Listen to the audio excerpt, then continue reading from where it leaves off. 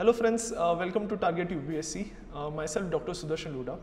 In this video, what we are going to discuss is the 5 most important tips you should follow while preparing for ethics so that you score more than 120 plus. Because ethics is the only subject which has been a maker or breaker in your preparation or in getting your rank or in getting the desired cadre. So going through analysis of various toppers papers through my strategy, we have designed these 5 strategies which you should keep in mind while preparing for UPSC preparation of ethics paper. The first and most important thing is there is no one complete source for ethics preparation, and so people try to follow only one source and only one book, and that is not the right strategy. None of the sources are complete, none of the coaching institutes are complete.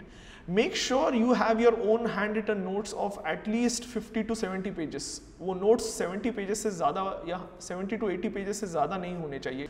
It should be precise, concise, crisp, and it should have all the topics of the content covered in your notes. Why making notes in ethics preparation is important? Because ethics is almost 6th or 7th paper in your UPSC examination. तब तक your mind is exhausted. आप उससे पहले आपने GS 1, 2, 3, 4 पढ़ा है, ऐसे का पेपर लिखा है, इंग्लिश का पेपर लिखा है, तो ओवरऑल आपका क्या हो जाता है कि आपका माइंड पूरा ड्रेन आउट हो चुका होता है. And just before the ethics paper you have only 2 hours. तो मेक श्योर कि आपके पास इतने क्रिस्प नोट्स है कि आप वो 2 घंटे में रिवाइज कर सको. तो making your handwritten notes is important. So उससे क्या होता है कि आप रिवाइज कर सकते हो वो उस 2 घंटे में और आप इफेक्टिवली उसको रिप्रेजेंट कर सकते हो.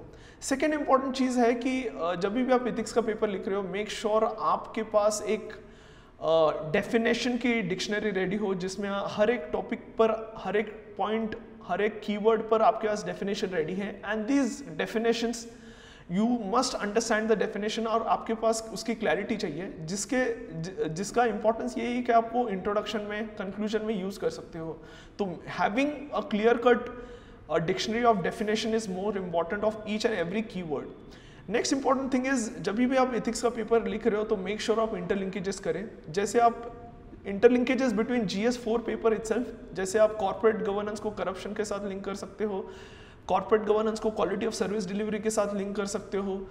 देन साइमल्टेनियसली आप सिटीजन चार्टर को क्वालिटी ऑफ सर्विस डिलीवरी के साथ लिंक कर सकते हो. आप हर एक टॉपिक जो GS4 में है आपको उसको इंटरलिंकेजेस करते आना चाहिए, जिससे क्या होगा आपके आंसर्स में वेरियस डायमेंशंस आएंगे, आपके आंसर्स में वेरिएबिलिटी आएंगी.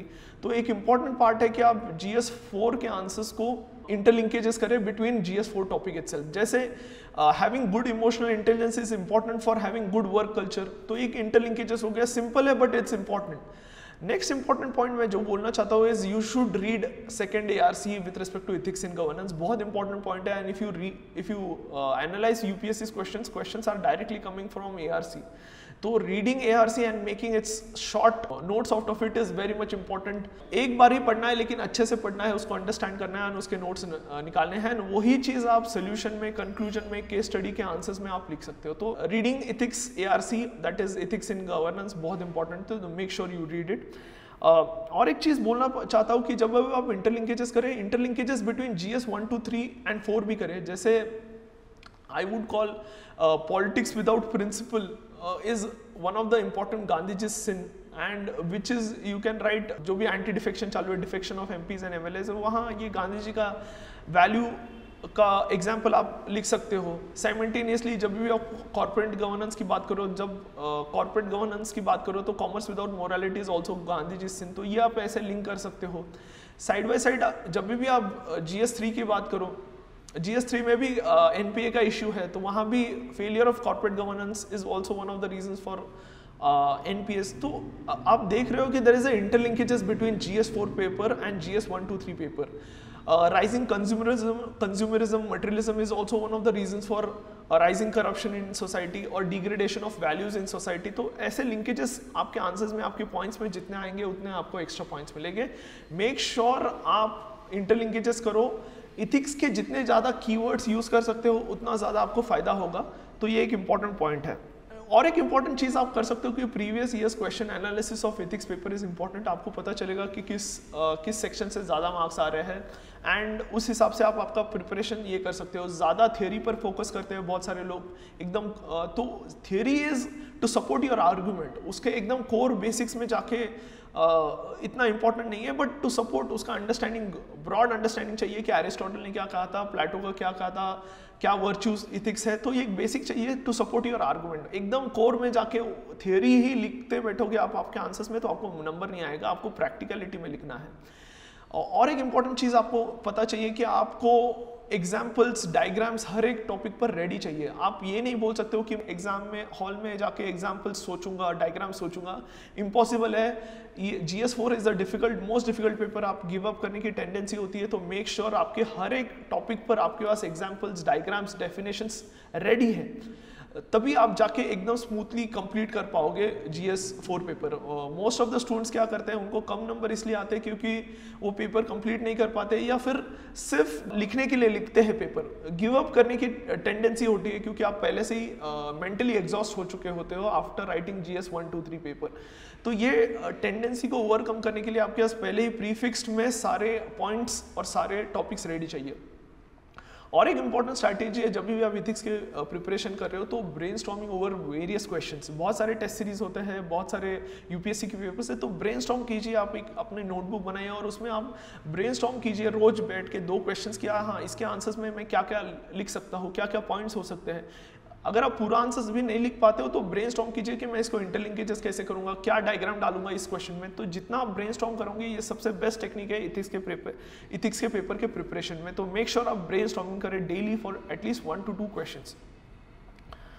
बहुत सारे स्टूडेंट्स पूछते हैं पहले केस स्टडी सॉल्व करें या क्वेश्चन सॉल्व करें। I would suggest start with case studies and then go over to the theoretical questions. Case studies, though they are less in number but carry equal marks, and if you have a predefined structure it becomes very easy to tackle case studies. तो make sure आप case studies को पहले tackle करें, ये एक important strategy है with respect to ethics paper. This is what I would like to tell you in this video. Make sure you follow all this strategy in your preparation. First is making notes, having clear definitions, diagrams, examples, quotes ready for each and every topic, interlinkages, going through previous year question papers and going through toppers answers. तो toppers answers देखोगे तो आपको और एक idea आ जाएगा कि वो किस तरीके से लिख रहे हैं, तो that would also help you to improve your answers. Hopefully you like this video, and we have also launched our Elgar Ethics course, which is a content enrichment course. In this we cover the whole topic comprehensively. We give you data, diagrams, examples, definitions to every topic of ethics. We have few video lectures also, and the topic is covered comprehensively. You can check the samples notes in the description of this video. Thank you.